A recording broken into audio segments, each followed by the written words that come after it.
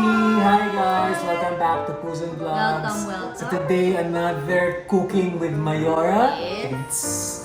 So for today, ang gagawin namin is a dessert or merienda na most of us magugustuhan to. So, ang gagawin namin today is Krispy Kreme. glazed donuts. Ayan. Our version. Yes, our version. Again, hindi kami Experts. We just want to share yung mga recipes na to na homemade, Na fast, tinatry namin. and gawa ng amateurs like us. So if we can do it, I'm sure you guys can do it as well. Yun, ganda nun. Again, thank you for watching and clicking this video. Don't forget to subscribe. Keep Yes. our subscribers up. And like and comment. So, let's do this. So the first thing we'll do is to prepare our yeast mix. We have here our warmed full milk, and then we transfer our yeast. Mix it until the yeast mixes with the milk. And after mixing this, we'll have to set this aside for at least 5 to 10 minutes. So for our dry ingredients, we'll put our flour. That's 1.5 cup. And then our sugar, 1/3 cup. Our salt, 1 teaspoon. And of course, our ingredient, nutmeg. This is 1/4 teaspoon. And then we mix. So first time kong gagamitin yung nutmeg. Ganun pala yung amoy niya, mabango.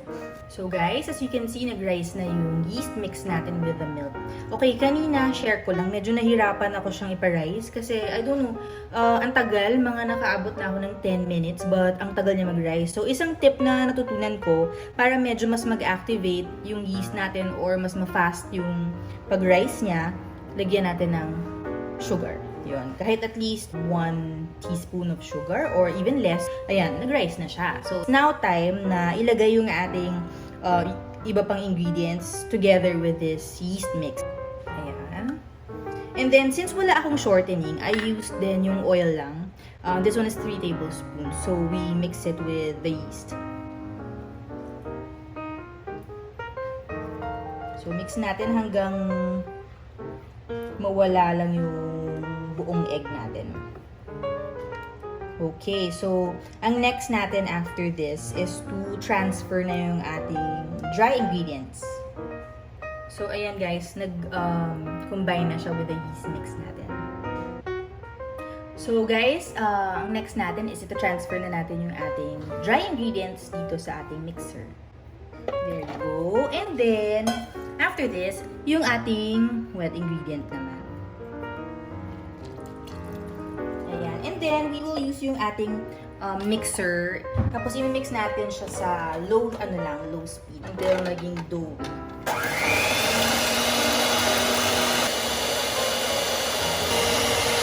So, after the dough comes together, try to increase the speed of the mixer for at least 5 to 7 minutes.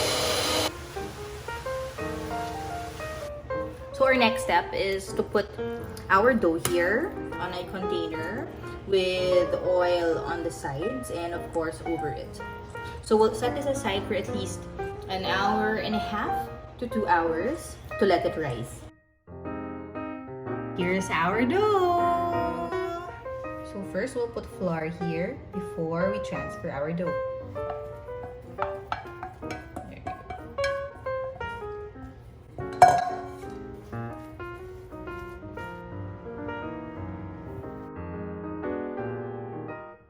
Okay, there you go. And then, you have to remove all the air inside. At least 1/2 inch thick.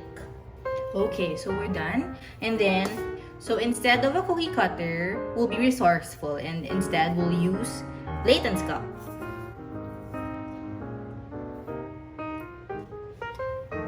So as you can see, we're again resourceful.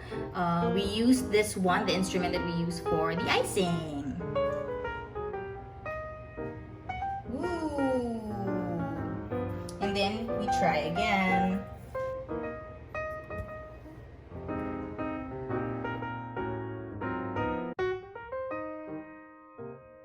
one by one, we transfer it to a baking sheet. There you go. So again, there's more left, so we can reuse this. But then again, it's up to you guys, whatever size you want for your donuts. Okay, so for now, we'll have to wait again for another 15 minutes for all of these to rise. Meanwhile, while waiting for our dough to rise, we'll do our glazing. So for the glazing, we'll use confectioner sugar, melted butter, milk that's warm, and lastly, our vanilla.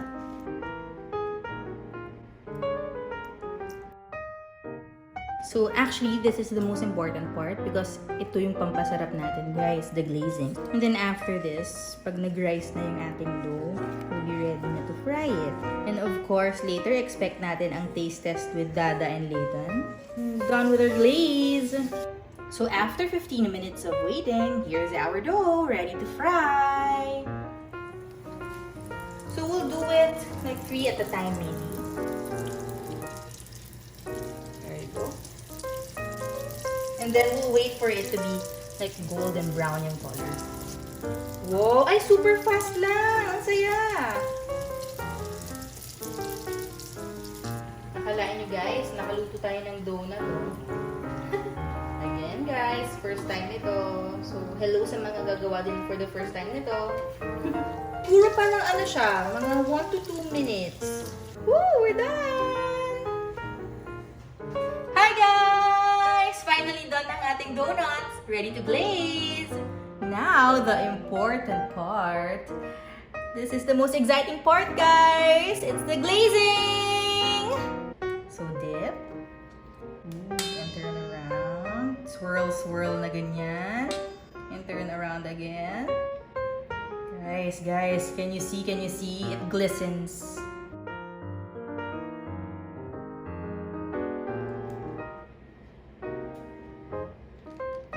So for the last two, Dada will get a close-up.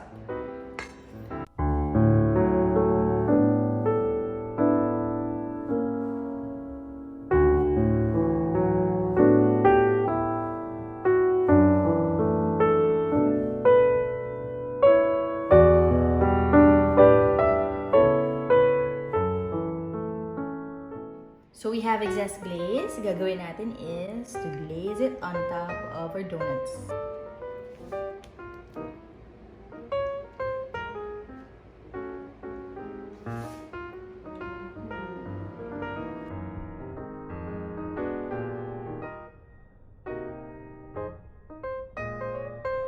So here's our finished product, guys! It's time to taste test and call Dada and Leighton. Hi guys! Say hi!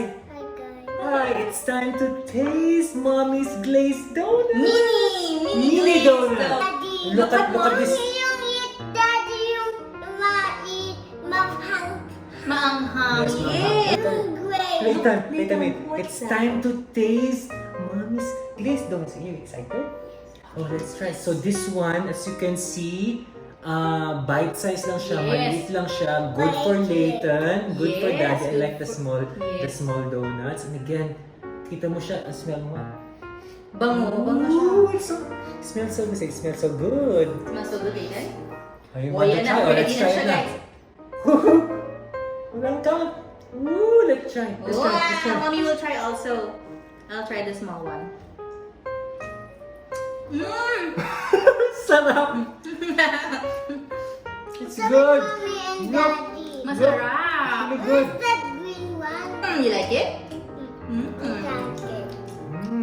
So kasi, Bear! tinan mo yung dough niya. Oo nga.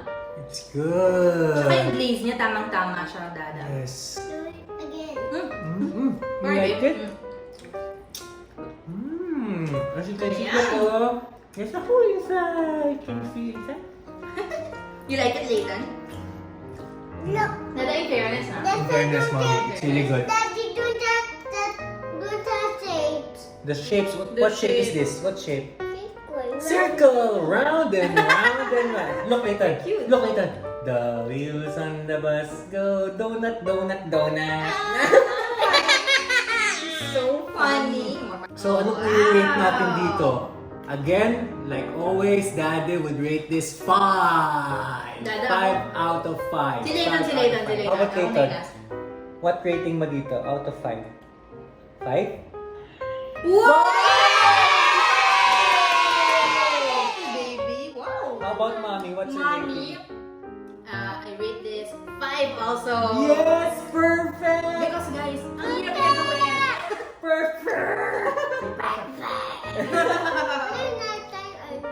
Yes. Yes, it's right time ready. Well, again, Mommy, this is very easy. Homemade.